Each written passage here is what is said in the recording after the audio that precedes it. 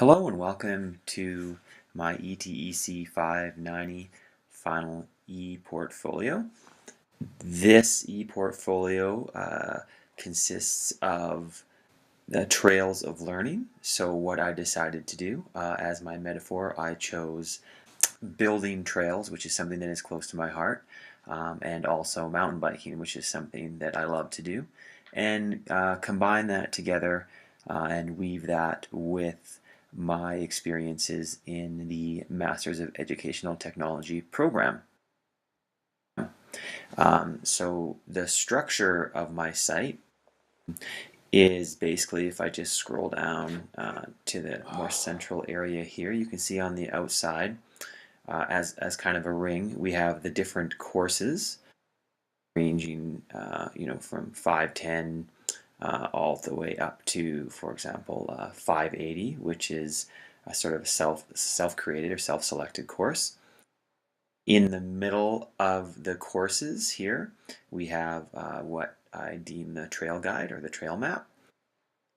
And then sitting below each course, you can see we have a metaphor that relates to the course and ties into the work that was done in the course, that relates into either trail building or mountain biking in some respect.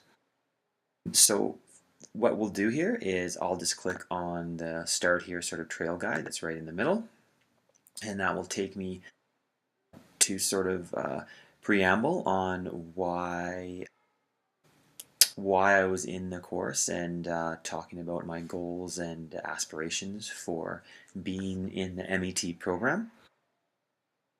Basically, it goes through here talking about the goals that I set out at the start of the course, what I wanted to achieve, and how basically I reached those goals, and also went far beyond into a lot of other areas that I didn't expect. Below, here's the video guide. Obviously, this is what I'm filming right now, so that'll be completed. So this is just kind of an outline of the course and the connection into trail building and mountain biking. If I just click on the home button, which is a little shovel on the top up here, it just drops you back to the home page. And perhaps I will just dive into, let's just do ETEC 533, called Framework right here. And that will take you, and it places the metaphor right at the top here and gives you the course. At the top, I talk a little bit generally with each course about how it pertains to trail building or mountain biking. And then as you move farther in into the text, it proceeds through and starts to talk about my experience in the course. Also, I have quite a few different artifacts that I link into. We just have like a little hand pointing to the artifact to show that it's clickable. And there's a lot of work. Actually, yeah, this one should link in quite well. There's a lot of work that went into these websites that that were built throughout the course, and this was a big piece of my learning as well, was understanding how to learn how to build websites and tie that into my practice in the classroom, because one thing that I am doing is building maker spaces in my school. So understanding how to construct and build these websites was definitely a component that was new to me. So throughout throughout all of my artifacts, I have quite a few examples of the websites that were built pertaining to the work that was done. Also within each course, I tried to put in some of my forum posts because I believe the community aspect of what we were working on was really important. And those forum posts were a big piece, as we're not in classrooms together. We're in a digital environment, so those forums really constructed and built the courses for me, and talking to my peers and understanding their experience through the course and understanding what lens they were seeing things through. You can see here these are links into Google Drive docs, because obviously I don't want to put all the text into my EP. I wanted to be able to link it easily into Google Docs, which was a great way to do that.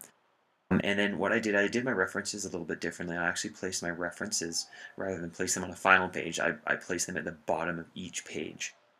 I did that because I thought it would be a good connection. For someone reading it, they can scroll down to the bottom and view those references in the immediate vicinity of the page. I'm just going to scroll to the top. I'm just going to click on the little shovel icon here again, and this takes you back to the front page. And maybe I'll just dip into, let's try 511 design here. You can see same idea, talking about trail building, and then linking that into the actual course. And you can see this one too is another website that we had built, and there's another Google Drive there, and then references drop down below. So I tried to keep it fairly simple and straightforward. I didn't want it to be convoluted and hard to navigate, but I also wanted to really touch on the artifacts that I created throughout the courses, because there are so many artifacts. Rather than just put one artifact per page, I decided to place, for example, this one was 510 environment. I decided to play on some of them because I really enjoyed building the artifacts through the course, and they're a deep connection into my pedagogy and learning. On some of the courses, I placed a number of artifacts. For example, this is a Move or multi-user virtual environment Powtoon that I created for a course. And there's another forum post there, and dropping down the references below. So the artifacts were a really key component to my learning, and I very carefully went through all of my courses and selected artifacts that I believed had relevance and meaning and connection to my learning in the classroom. That's one thing that's really important. I want to stress through this course that at the same time I was doing this course, I was working full-time in the classroom, and everything that I did in the course certainly was placed into classroom practice. The final piece right here is the future. Maybe just scroll down to the bottom with the 3 arrows. If you click on the future, this will take you to what I deem the path ahead. I talk a little bit about my journey and sum up a little bit about how I felt about the courses and the accumulation of all of my work together in this EP. And yeah, just sort of a summary, a summative post on my journey through this course.